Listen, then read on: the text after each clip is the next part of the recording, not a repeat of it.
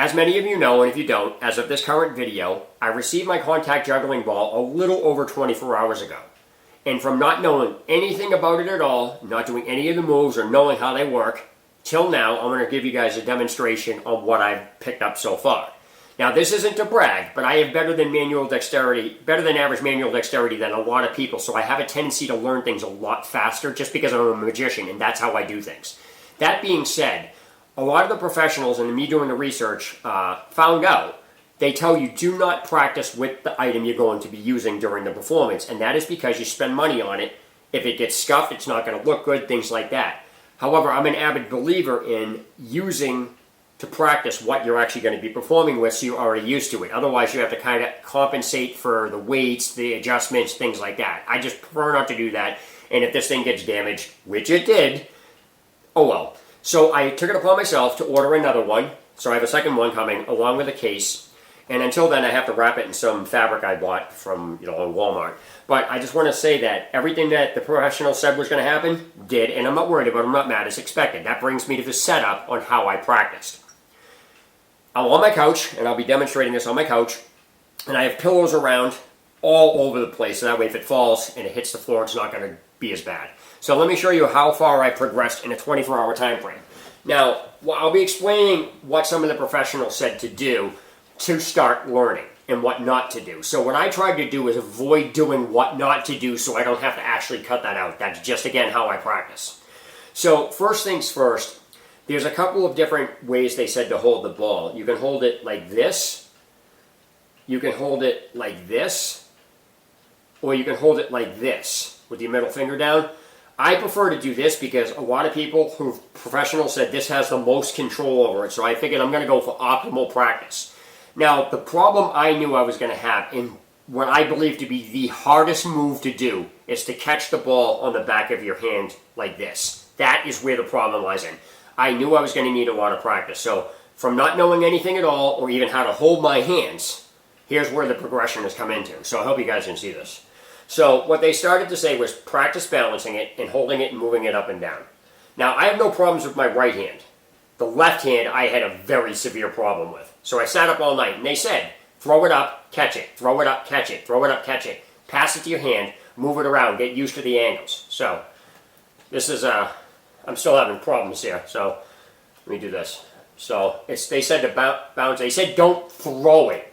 I actually did throw it because if you can throw it and if I throw it and catch it, I have control over it. So let me see here. It's really hard to do.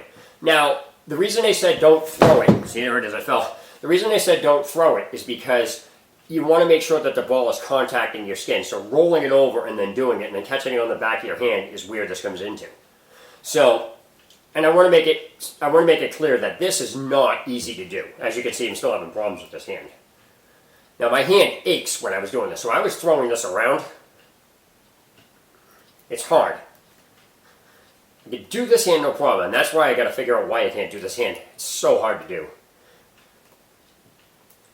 So when you do that, again, this is how far I've progressed. They want you to roll it off of your hand. And it's really hard to do not to tilt your hand. So, and they said to practice with this hand too. So this is how you start off. It's really tough to do.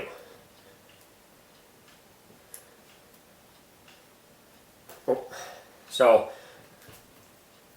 let's see here. And this is going from not knowing anything at all to this. And like I said, I have better than average dexterity than most people. I should say manual dexterity. So I have a habit of catching up on things really fast. So I just wanted to keep people updated on how I'm doing this and how I'm doing. So I figured if I could actually do it fast, I can catch it. So these are just the basic practice moves that they said to do. And then eventually you go into doing this. So I can't do passes yet, but I want to, perfect this section first. It's really hard to do. My wife was trying this last night, and she was like, this is hard. So I would actually, some professionals said they just sat and did this for a half an hour. Just catching it.